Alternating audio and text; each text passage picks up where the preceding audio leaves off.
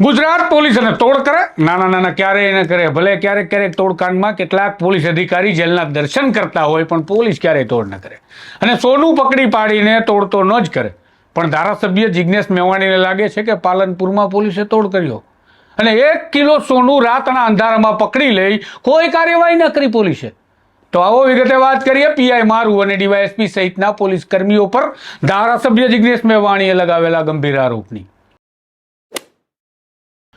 નમસ્કાર, હું છું આપની સાથે તુષાર બસિયા. આપ જોઈ રહ્યા છો સ્વમાન. ગુજરાત પોલીસના તાબાના વિસ્તારોમાં કેટલાય પોલીસ કર્મચારી અને અધિકારીઓ તોડકાંડ કે લાંચ રૂશ્વતના આરોપ સબબ જેલની હવા ખાઈ ચૂક્યા છે.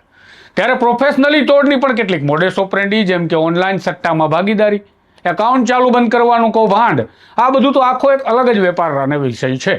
પણ એટલા બધા હોશિયાર ન હોય તે પોલીસ અધિકારી અને કર્મચારી તો તોડ કરવા શું કરે બિચારા, જે હવે જ સામાન પકડાય તે અને બાકી દારૂ જુગારમાં નાનું મોટું કમાઈ લે, આવું નાગરિકોનું માનવું છે.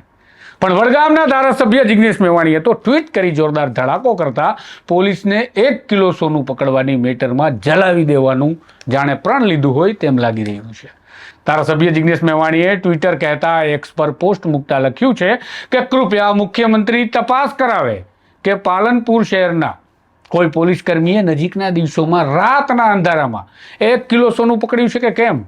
જો હા તો તે મામલે કોઈ કેસ નોંધવાનું કોના કહેવાથી ટાળવામાં આવ્યું છે, તો પછી એ સોનું શું થયું? શું હવામાં સોનું ઉડી ગયું?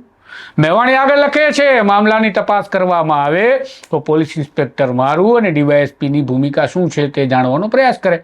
અમે માગણી કરીએ છીએ કે પ્રદેશના મુખ્યમંત્રી કાલે જ ગુજરાત સીઆઈડી ક્રાઇમના કોઈ સારા અધિકારીને તપાસ આપે. જો આ તપાસ થઈ તો એક પીઆઈ અને ડીવાયએસપીની વિકેટ પડી શકે તેમ છે. બોલો, જે સીઆઈડી ક્રાઇમમાં એસએમસી ત્રાટકતું હોય અને વિવાદ સર્જાતો હોય તેને તપાસ આપવાની વાત કરે છે મેવાણી.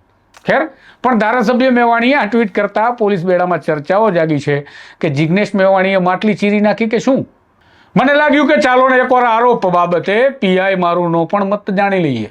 તો પીઆઈ મારુનું ટેલિફોનિક વર્ઝન લેવા કેટલાક કોલ તેમને મેં કર્યા, તેમણે ફોન નહીં ઉઠાવતા તેમનો પક્ષ સ્વમાન અહીંયા રજૂ કરી શકતો નથી. જો તેઓ જવાબ આપશે તો સ્ટોરીને ચોક્કસથી અપડેટ કરીશું.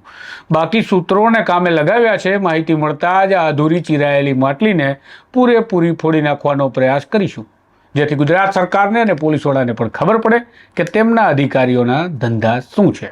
નમસ્કાર.